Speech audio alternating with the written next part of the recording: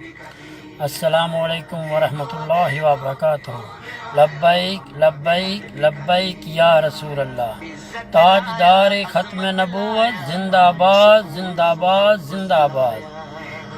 मैं जी मलेशिया तो गल कर रहा इंशाअल्लाह शुक्र अल्हम्दुलिल्लाह कि मैं पहले ही इस चीज़ पर अमल करना क्यों खान साहब की एक बहुत प्यारी मैंने तकरीर अज भी याद है जी कि नवाज शरीफ के खिलाफ उस नून लीग के दौर की थी कि बैंकों में पैसे ना भेजो, हाउंडी के जरिए भेजो।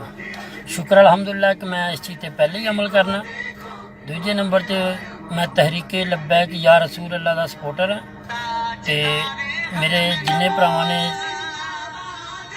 ओवरसीज भाइयों ने जोड़ा कि अजकल एहतजाज कर रहे हैं कि बैंक च पैसे नहीं भेजने, इंशाअल्लाह मैं उनके नाल शामिल हाँ।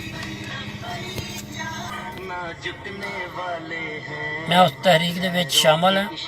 अज तो बाद इंशाअल्लाह मैं ऐद करना कि मलेशिया तो कोई पैसा भी बैंक में नहीं भेजांगा जिन्ना चिर खादम हुसैन रिजवी साहब नूं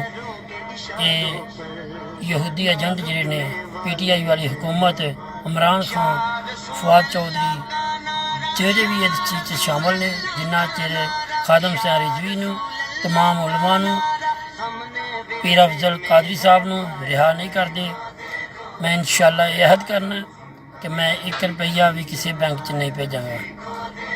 लब्बैक लब्बैक लब्बैक या रसूल अल्लाह। ताजदार ख़त्म नबूवत जिंदाबाद जिंदाबाद जिंदाबाद।